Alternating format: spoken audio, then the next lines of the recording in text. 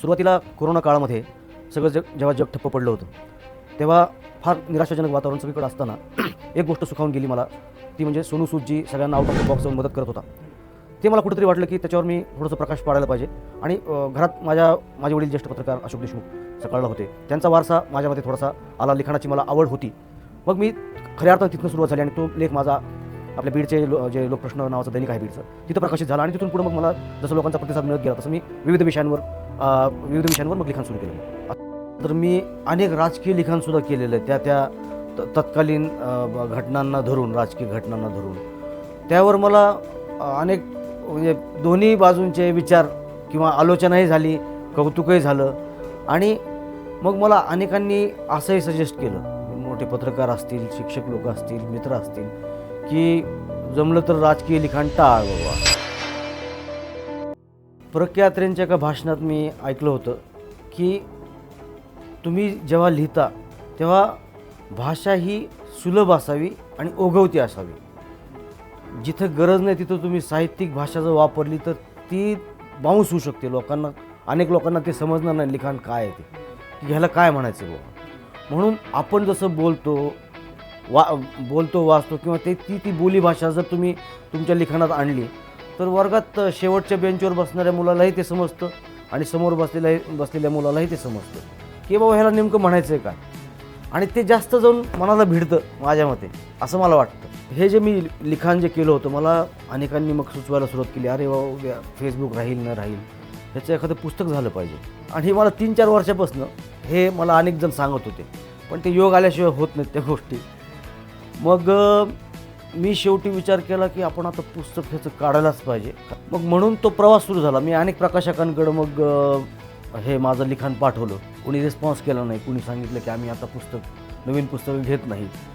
कोणी सांगितलं की आम्ही करू तुमचं पुस्तक, पण ते विकण्याचं तुम्ही बघा काय ते, किंवा ते डिस्ट्रीब्युशन वगैरे जो प्रकार असतो, वितरक, ते आम्ही बघू शकणार नाही. म्हणलं आता मग असं म्हणल्यानंतर घरात गठ्ठा ठेवून पुस्तकाचं करायचं काय. आणि मग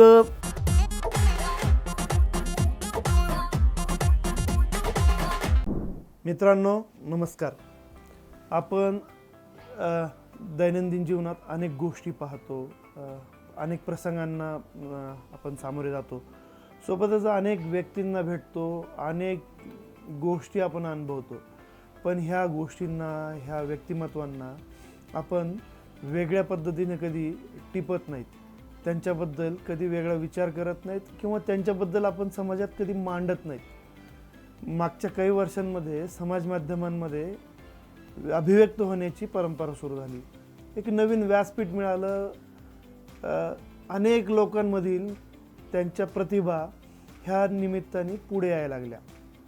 असाच एक प्रतिभावान तरुण माझा मित्र अमोल देशमुख आपल्यासोबत आहे.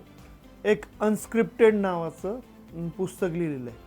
तो मागच्या अनेक वर्षांपासून समाज माध्यमांवर आपली ठोस भूमिका लिहित होता. अनेक गोष्टींवर तो भाष्य करत होता. ह्याचाच एक संग्रह त्यांनी ह्या पुस्तकाच्या निमित्ताने आणला आहे. तर ह्या विषयावर आपण अमोलला बोलूयात. अमोल, तुझं ह्या विशेष पॉडकास्टमध्ये आपलं स्वागत आहे. नमस्कार अमोल.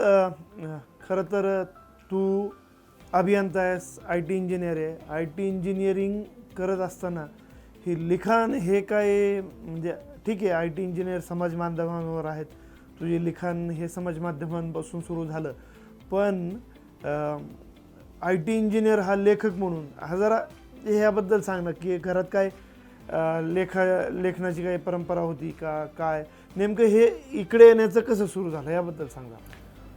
बरोबर तुझं म्हणणं.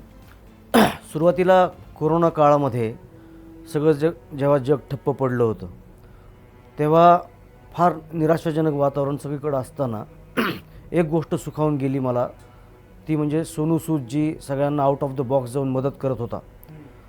ते मला कुठंतरी वाटलं की त्याच्यावर मी थोडंसं प्रकाश पाडायला पाहिजे. आणि घरात माझे वडील ज्येष्ठ पत्रकार अशोक देशमुख सकाळला होते, त्यांचा वारसा माझ्यामध्ये थोडासा आला, लिखाणाची मला आवड होती.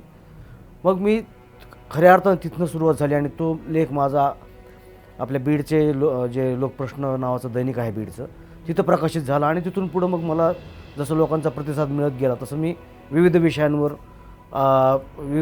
मग लिखाण सुरू केलं मी. अशी सुरुवात झाली. म्हणजे प्रतिसाद म्हणजे कौतुक किती झालं किंवा मग आलोचना काय झाली? म्हणजे वडील हे ज्येष्ठ पत्रकार आहेत आणि मग हा लिहितोय, तर त्याचं म्हणजे कसं रिसीव केलं? म्हणजे फेसबुकवर समाज माध्यमांवरही असेल किंवा मग जेव्हा तुझं दैनिकात छापून आलं तेव्हा कशा प्रतिक्रिया होत्या त्याबद्दल सांगा. लोकांच्या प्रतिक्रिया मला पहिल्यांदा खूप पॉझिटिव्ह आल्या. म्हणजे स्पष्ट सांगायचं झालं तर मी अनेक राजकीय लिखाणसुद्धा केलेलं आहे त्या तत्कालीन घटनांना धरून, राजकीय घटनांना धरून. त्यावर मला अनेक म्हणजे दोन्ही बाजूंचे विचार किंवा आलोचनाही झाली, कौतुकही झालं. आणि मग मला अनेकांनी असंही सजेस्ट केलं, मोठे पत्रकार असतील, शिक्षक लोक असतील, मित्र असतील, की जमलं तर राजकीय लिखाण टाळ बाबा. त्यांनी काय होईल की तुझी प्रतिमा मग जी आहे ती प्रतिमा वेगळी होईल तुझी. लेखक म्हणून जर तुला पुढे यायचं असेल तर थोडंसं राजकीय लिखाण टाळ. आणि नंतर मी ते हळूहळू कमी करत गेलो. आणि आता मग ललित लेखन म्हण, संगीत म्हण, चित्रपट म्हण, एखादा व्यक्तिमत्व वगैरे याच्यावर कोणाची, आता तू आणि मी भेटलो, एखादा घटना मला तू समजून सांगितली किंवा आपण गांभीर्याने एखाद्या घटनेविषयी बोललो, तर मला वाटलं मी लिहिलं त्याच्यावर आणि ते प्रसिद्ध झालं. लोकांच्या चांगला पॉझिटिव्ह मला रिस्पॉन्स मिळाला. जसं मी माझ्या सुरुवातीला बोलताना सांगितलं की माणूस हा जागरूक असतो कायम, पण तो प्रत्येक गोष्टीत, प्रत्येक विषयात सहभागी असतो, पण त्याला शब्दबद्ध करणं किंवा त्याच्या विषयात जरा संवेदनशीलतेने त्याचा ओहापोह करणं हे किती अवघड असतं किंवा हे सगळेजण करताना दिसत नाहीत, पण तू हे करतोयस. हे कसं, ह्याबद्दल सांगा. आता थोडक्यात सांगतो. आमच्या घरी एक कामवाली आहे. म्हणजे मला जसं आठवतं आहे, मी 4थीला असण्यापासून आज त्या गंगूबाई ज्या आहेत त्या आमच्याकडं धुणी भांडी वगैरे करतात. आजपर्यंत त्या आमच्याकडं कामाला आहेत. त्यांची जीवनी सगळी मी बघितलेली आहे. पण त्या बाईचं कौतुक करणार कोण? खरं. आणि तिला प्रेरणा मिळणार कशाहून? आता अनस्क्रिप्टेडमध्ये लेख आहे तिच्याबद्दल मी लिहिलेला, की तिने आयुष्यात कसं म्हणजे एकटीने सगळं सांभाळून तिच्या मुलीला उभं केलं आणि ती स्वतः आज अभिमानाने जगते आहे तिचं आयुष्य. तिने कसा प्रवास तिचा खडतर झाला किंवा काय झालं तिच्या आयुष्यात, हे सगळं मी लिहिलं. आज ती ज्या ज्या घरात कामाला जाते किंवा जेव्हा जिथं कामाला होते त्या सगळ्यांचे मला फेसबुकवर आणि याच्यावर कमेंट आले आणि त्यांनाही फोन आले कौतुक करण्यासाठी की असं झालं. आता मला सांग, हा आनंद त्या बाईला देणारा ते जे लिखाण होतं ते बाईला आनंद देणारं होतं आणि ते तिला सुखावून गेलं. आणि मलाही आनंद वाटला की कुठल्या तरी यांनी आपण परतावा तिला दिला बाबा तिच्या आयुष्याचा. बरोबर. जसं गंगूबाई तुमच्याकडे कामाला येत होत्या तर सगळ्यांकडे जात होत्या, पण गंगूबाईला सगळ्यांनी अनुभवलं होतं, पण त्याबद्दलचं संवेदनशील लिखाण, त्यांच्याबद्दलच्या भावना ह्या तू व्यक्त केल्या ज्या सगळ्यांच्या मनात होत्या, फक्त तू त्या मांडल्या. हे माझा प्रश्न हाच होता की एक सगळेजण अनुभवतात, पण तू तुझी संवेदना जागृत ठेवून हे मांडतो, लिहितो, ह्यातला नेमका फरक का असतो? कारण सगळेजण उघड्या डोळ्याने जगतात, पण तू ते मांडतोयस, अनुभव घेऊन तू परत मांडतोयस दुसऱ्यांना, ते सगळ्यांसमोर परत तू देतोयस. तर हे काय ह्याच्या मागचं गणित आहे? कारण लोकांना हे जमत नाही, तू करतोयस. प्रख्यात्रेंच्या एका भाषणात मी ऐकलं होतं की तुम्ही जेव्हा लिहिता तेव्हा भाषा ही सुलभ असावी आणि ओघवती असावी. जिथं गरज नाही तिथं तुम्ही साहित्यिक भाषा जर वापरली तर ती बाउन्स होऊ शकते. अनेक लोकांना ते समजणार नाही लिखाण काय आहे ते, की ह्याला काय म्हणायचं आहे बाबा. म्हणून आपण जसं बोलतो वाचतो किंवा ती बोली भाषा जर तुम्ही तुमच्या लिखाणात आणली तर वर्गात शेवटच्या बेंचवर बसणाऱ्या मुलालाही ते समजतं आणि समोर बसलेल्या मुलालाही ते समजतं की बाबा ह्याला नेमकं म्हणायचं आहे काय. आणि ते जास्त जाऊन मनाला भिडतं माझ्या मते, असं मला वाटतं. म्हणून मी कधीही लिखाण करताना शैली ही ओघवती आणि फार त्यामध्ये साहित्यिक वगैरे शब्द वापरले नाहीत मी आत्तापर्यंत. जसं की तू आत्ता सांगितलंस की तुझी लिखाणाची सुरुवात एका संवेदनशील घटनेने झाली होती. पूर्ण भारत बंद होता आणि अनेक जण हे जीवन मृत्यूशी संघर्ष करत होते. तर ह्या सगळ्या जीवन मृत्यूच्या संघर्षामध्ये सोनू सूदनी एक संवेदनशीलता दाखवली आणि मदतीचा हात पुढे केला. हा परत पुढे प्रेरणादायी ठरला. भारतात परत त्याचं सगळ्यांनी अनुकरण केलं आणि जागोजागी झाल्या. तर ही घटना जशी तुला एक प्रकारे प्रवृत्त करत गेली की आपण ह्याचं कौतुक केलं पाहिजे, ह्या घटनेला मांडलं पाहिजे, तर अशा अनेक घटना असतात, अनेक प्रसंग असतात.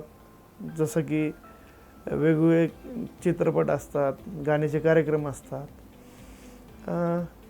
किंवा घटना असतात. तर मग ह्याचं तू कशी मांडणी करतो, खास करून जेव्हा तू तुझा ह्याच्यामध्ये शास्त्रीय संगीतावर तू लिहिलं आहेस, तर मग एकदम म्हणजे राजकीय इकडे आहे, दुसरीकडे संवेदनशील घटनेवरचं तुझं लिखाण आहे आणि मग कुठेतरी शास्त्रीय संगीत एका दर्जाच्या ठिकाणी तू लिहितोयस. तर ते कसं म्हणजे वर्टिसाईल करतोस त्याबद्दल सांग. आता शास्त्रीय संगीताचं जर म्हणत असशील तू, किंवा संगीताचं जर तू म्हणत असशील, की मी संगीतावर सुद्धा लिहिलेलं आहे अनस्क्रिप्टेडमध्ये आणि समाज माध्यमावर व्यक्त होत गेलेलो आहे. माझ्या आजोळकडून मला संगीताचं हे देणं मिळालेलं आहे. माझे मामा जे आहेत ते प्रख्यात गायक होते आपले बीडचे. त्यांच्यामुळे मला क्लासिकलची जास्त करून आवड लागली. आधी मला गाण्यांची सुगमची आवड होतीच, पण क्लासिकलची आवड मला त्याच्यापासून लागली. आणि मग सवाई गंधर्व महोत्सव मी जेव्हा पहिला 2007पासून अटेंड करतो मी, 2-3 खाडे झाले फक्त माझ्या आत्तापर्यंत. तर मग हे ऐकून ऐकून ऐकून कान तयार झाला, राग कळायला लागले आणि अनेक लेखकांनी वगैरे ह्याच्यावर व्यक्त झालेले आहेत. पण मी जेव्हा संगीतावर लिहितो त्या रागाचं महत्त्व, त्या गायकांनी कसं ते उलगडून दाखवलं आहे. राग आपल्याला सरळ जाताना दिसतात स्वर आपल्यासमोरून, डोळ्यासमोरून. तुमचा जर कान तयार झाला असेल आणि तुम्हाला, तर त्याचं कौतुक करायला आपल्याला का आपण मागं राहायचं. त्याच्यामुळं ती जर तुम्हाला माहिती असेल त्या संगीताची, त्याचा गाभा जर माहीत असेल, तर तसा शब्दसंचय तुम्ही शब्दमेळ बनवून बसून त्याबद्दल लिहिणं तुम्हाला सोपं आहे. थोडंसं आता सवाई गंधर्वचं वातावरण, तिथला माहोल, कोण गायक आहे काय नाही, आणि त्यांनी रागाची केलेली निवड आणि ते ऐकताना होणारा मंत्रमुग्ध जो श्रोतावर्ग आहे, रसिक वर्ग आहे, ह्या सगळ्यांवर जर तुम्हाला त्याच्याबद्दल जर माहिती असेल, अभ्यास असेल, तर तुम्ही ओघवत्या शैलीत लिहू शकता ते. आणि मी तेच केलं. मग आता जेव्हा ह्या सगळ्या ह्याच्यामध्ये पुस्तक घेऊन जाताना तू जेव्हा हे असे सगळे एकदम म्हणजे सहजतेचे, एक संवेदनशील आणि मग एक थोडे शास्त्रोक्त संगीताच्या सारख्या थोडं अनकॉमन किंवा काही जणांना क्लिष्ट वाटतं, जेव्हा हे सगळे लेख पाहिल्यानंतर, ह्याचा संग्रह पाहिल्यानंतर काय प्रतिक्रिया होत्या वाचकांच्या, त्याबद्दल मला एवढा सांग. अनेकांनी त्याच्यावर अशा कमेंट करायला, म्हणजे मला कमेंट येत होत्या की अरे तू कुठल्याही विषयावर लिहू शकतोस, ठीक आहे, तू कुठल्याही विषयावर लिहू शकतोस आणि असाच लिहित राहा, अशा प्रेरणा देणाऱ्या मला कमेंट येत गेल्या. कारण की त्या अराजकीय होत्या आणि लोकांना जे खरोखर वाचायचं होतं किंवा जी अपेक्षा होती की अरे ह्या माणसाने विनाकारण राजकीय लिहून हे करू नये, स्वतःचं एक छाप एक जी पडायला पाहिजे ती निगेटिव्ह छाप पडू नये. कारण आजकालचं राजकारण काही लिहिण्यासारखं राहिलेलं नाही.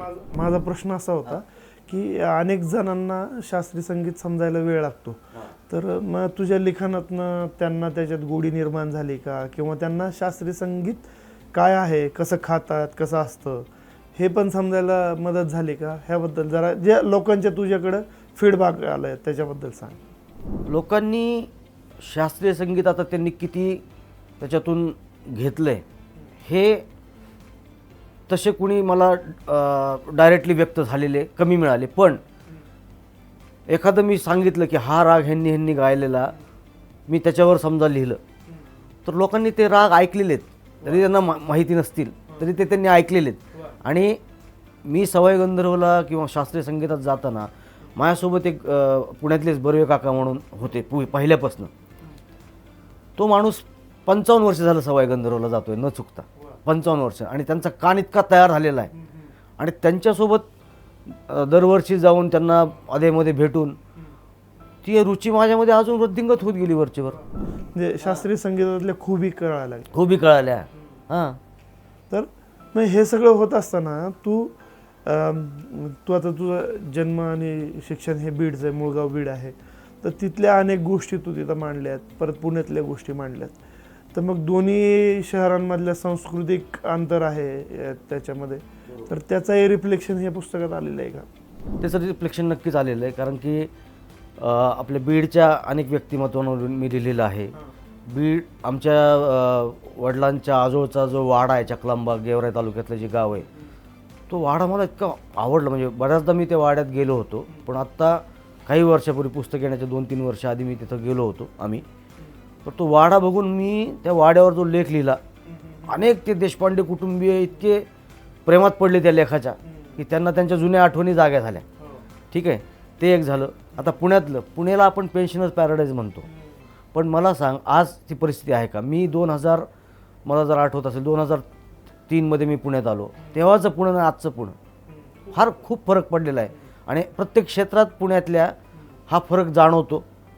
तर तो सगळ्यांनाच माहिती आहे, त्याच्यावर आता जास्त भाष्य करणं योग्य नाही असं मला वाटतं. नाही, ह्या व्यतिरिक्त आता ही तुझी अनस्क्रिप्टेड हे जे पुस्तक आहे, ज्याच्यामध्ये व्यक्तिमत्व, निरीक्षण आणि समीक्षण हे सगळं तू त्याच्यात मांडत असताना मला एक सांग की आता पुढचे टप्पे काय असणार आहेत तुझे लिखाणाकडले? आता पुढचा टप्पा मी एक छोटीशी कादंबरी, 150-200 पानाची कादंबरी लिहिण्याचं माझं सध्या चालू आहे. दोन स्टोरी लिहिलेल्या आहेत त्यातमधल्या मी. म्हणजे एक सलग स्टोरी आहे ती, पण त्याचे 2 प्रकरणं मी लिहिलेले आहेत. एक भयकथा आहे. तर त्यापूर्वी मला हा पुस्तकाचा प्रवास ह्याचा अनस्क्रिप्टेडचा जर मला सांगायला तू परवानगी दिलीस तर मी तो सांगू इच्छितो. कारण की नक्की काय झालं होतं, मग हे जे मी लिखाण जे केलं होतं, मला अनेकांनी मग सुचवायला सुरुवात केली, अरे वा फेसबुक राहील न राहील, ह्याचं एखादं पुस्तक झालं पाहिजे. हे निवडक जे लेख आहेत त्यातले, त्याचं एखादं पुस्तक झालं पाहिजे. तर माझे मित्र आहेत महेश पिंगळे म्हणून, त्याचे वडील असतील पत्रकार जगदीश पिंगळे, सचिन म्हणून माझा मित्र आहे सचिन जानवळे, संजय पाटील, हे जे सगळे मित्र आहेत, तुषार रसाळ म्हणून आहेत, किंवा तू सुद्धा मला 1-2दा बोलला होता की तुझं समृद्ध लिखाण होत चाललंय, तर ह्याच्यातून काहीतरी तुला आठवत असेल तर काहीतरी याचं पुस्तक काढ. तर ह्याच्यातून मग काय झालं, आणि हे मला 3-4 वर्षापासून हे मला अनेक जण सांगत होते, पण ते योग आल्याशिवाय होत नाहीत त्या गोष्टी. मग मी शेवटी विचार केला की आपण आता पुस्तक ह्याचं काढायलाच पाहिजे, कारण की अनेक लोक आपल्याला आग्रह करतात आणि सुचवतात सुद्धा. याचा अर्थ आपलं लिखाण पुस्तकात येण्यासारखं नक्कीच झालेलं आहे, असं पुस्तक रूपात येण्यासारखं झालेलं आहे. मग म्हणून तो प्रवास सुरू झाला. मी अनेक प्रकाशकांकडं मग हे माझं लिखाण पाठवलं. कोणी रिस्पॉन्स केला नाही. कोणी सांगितलं की आम्ही आता नवीन पुस्तकं घेत नाहीत. कोणी सांगितलं की आम्ही करू तुमचं पुस्तक, पण ते विकण्याचं तुम्ही बघा काय आहे ते, किंवा ते डिस्ट्रीब्युशन वगैरे जो प्रकार असतो, वितरक, ते आम्ही बघू शकणार नाही. म्हणलं आता मग असं म्हणल्यानंतर घरात गठ्ठा ठेवून पुस्तकाचं करायचं काय. आणि मग माझा मित्र आहे शरद तांदळे म्हणून, मोठा लेखक आहे. त्यांनी रावण आणि द एंटरप्रेन्योर त्याचे इतके गाजलेत आणि त्याचा फॅन बेस एवढा झालेला होता तरुण पिढीमध्ये. तर मी त्याला अप्रोच केला. मग तर तो मला बोलला की यार मी तुला केव्हाचं सांगत होतो माझ्याकडे पुस्तक कर म्हणून, तू आत्ता आला. तिथून पुढं मग त्यांनी ते काम सुरू केलं. आणि त्याची मिसेस आहे अमृता तांदळे मॅडम म्हणून, त्या सगळं त्या प्रकाशनाचं काम बघतात, ते पब्लिशिंग हाऊसचं. त्यांनी आणि शरदनी मला हात दिला आणि पुस्तकाचा प्रवास तिथून पुढं सुरू झाला. आणि 6 महिन्यात त्यांनी मला हे पुस्तक माझं छापून दिलं आणि मला प्रतिसादही चांगला मिळतो आहे. 3 महिने झाले पुस्तक घेऊन, पण आता प्रतिसादही चांगला मिळतो सर. हे अनस्क्रिप्टेड हे जे पुस्तक आहे, हे पुस्तक पुणे पुस्तक महोत्सवात ह्याची प्रकाशन झालं होतं आणि तिथे सगळ्यांच्या चर्चेचा विषय हे अनस्क्रिप्टेड झालं होतं. त्याबद्दल सांग. अनेक लोक, अनेक लेखक, अनेक पुण्यातले दिग्गज वाचक जे आहेत, पुणेकरांनी एखाद्याला पसंती दिली किंवा एखाद्या संदर्भात बोललं तर ते जगमान्य झालं असं होतं. तर मग हे जे पुस्तक जेव्हा पुणे पुस्तक महोत्सवात आलं आणि तेव्हा ते हे सगळं भरभरून फिजिकली ह्या सगळ्या गोष्टीचं कौतुक होत होतं, त्याबद्दल जे काही गोष्टी आहेत, किस्से आहेत ते सांगा. आता कसं आहे, फॉर्च्युनेटली हे माझं पुस्तक आहे ना, पुस्तक महोत्सव सुरू झाल्यानंतर 1 दिवसात त्याचे प्रिंट होऊन आलं तिथं. आणि मला शरदनी फोन केला आणि अमृता मॅडमनी की तुम्ही आज संध्याकाळी 4 वाजता या, नागराज मंजुळे आणि प्रवीण तरडे वगैरे तिथे येणार आहेत, तर तुम्ही तिथं कुठल्याही परिस्थितीत द्या म्हणून. मी माझं ऑफिसचं काम झालं, मी गेलो तिथं. नागराज मंजुळे, प्रवीण तरडे, परत प्रवीण गायकवाड, अनेक दिग्गज लोक होते. मला सांग, आता एवढे मोठे लोक मी कुठून आणून प्रकाशनाला नंतर खर्च करून? म्हणून मी प्रकाशन सोहळा न घेता माझं पुस्तक तिथंच अनौपचारिकरित्या त्याचं प्रकाशन झालं. आणि नागराज मंजुळे, प्रवीण तरडे सारख्या लोकांनी ते पुस्तक त्यांच्यासोबत मला फोटो आणि त्यांच्याशी चर्चा केली, सांगितलं, त्यांनी विचारलं काय पुस्तक आहे काय नाही. पण प्रवीण तरडे तर असं बोलले की बाबा, पुस्तक लिहिणारा खरा लेखक असतो, चित्रपट लिहिणारे हे लेखक म्हणून त्यांच्यावर शिक्का नाही बसत, जरी ते चित्रपट लिहित असतील तरी. आणि चांगली प्रेरणा मिळाली मला, म्हणजे खूप छान वाटलं मला तेव्हा. आणि माझं ऑटोमॅटिक प्रकाशनच झालं तिथे एक प्रकारे, म्हणून मी वेगळं पुढं प्रकाशनाचं. प्रवीण तरडेनी का तुझं पुस्तक प्रकाशनात म्हणजे त्यांच्या हातनं हे झालं, म्हणजे थोडक्यात म्हणायला हरकत नाही, आ रा रा रा खतरनाक.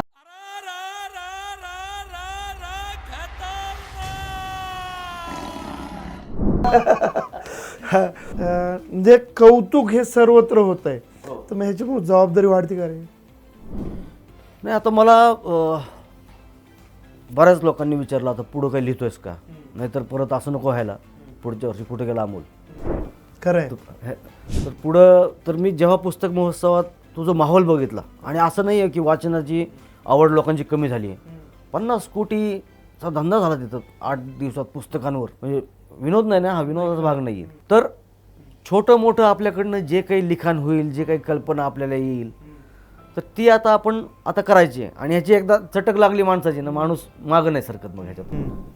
म्हणजे थोडक्यात आपल्या बीडच्या भाषेत सांगायचं झालं तर फॉर्ममध्ये एखादी गोष्ट केली, पण ते फॉर्म कायम ठेवणं ते गरजेचं आहे. गरजेचं आहे. तर आता ह्याच्या पुढचे तुझे काय प्रकल्प आहेत, किंवा तुझे सांगत होता की तुझी भयकथा मी आहे, आता आपलं मध्येच थांबलं होतं. हो. भयकथा आहे, त्याच्यानंतर तू एक कादंबरी पण लिहितोय.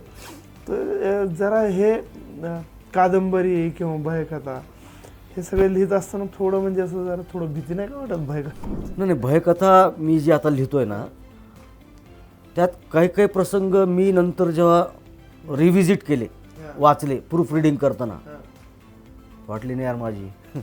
मग ते वाचताना म्हणजे तसा तो माहोल जो क्रिएट केला आहे, आता त्याला वेळ लागणार आहे. ते लिखाण म्हणजे असं नाही की रोज 2 तास लिहायचं. ती एकदा संकल्पना किंवा ती कल्पना डोक्यात आली पाहिजे ती, तर ते तार जुळली पाहिजे. तर ते रिव्हिजिट करताना 1-2 ठिकाणी चरकलो ना मी. तर त्यामुळं असं कळतंय की बाबा हे काहीतरी चांगलं होईल आणि त्याला बऱ्यापैकी चांगला प्रतिसाद मिळेल, अशी माझी भावना आहे. म्हणजे आता बघू, आता पुढं कसं काय होतं, ते लिखाण चालूच आहे. अमोल, तू आलास, तुझ्या अनस्क्रिप्टेड पुस्तकासंदर्भात तू अनेक गोष्टी सांगितल्यास. आता हे वाचकांना ह्या सगळ्या ह्याच्यातनं ते कळेलच. भविष्यातल्या तुझ्या पुस्तकांसाठी तुला शुभेच्छा. तू इथं आलास त्याच्याबद्दल धन्यवाद. नमस्कार रुक्मांगद, मला तू संधी दिलीस पुस्तकाबद्दल बोलण्याची, आणि तूही वेळ दिलास मला, त्याबद्दल मनपूर्वक धन्यवाद.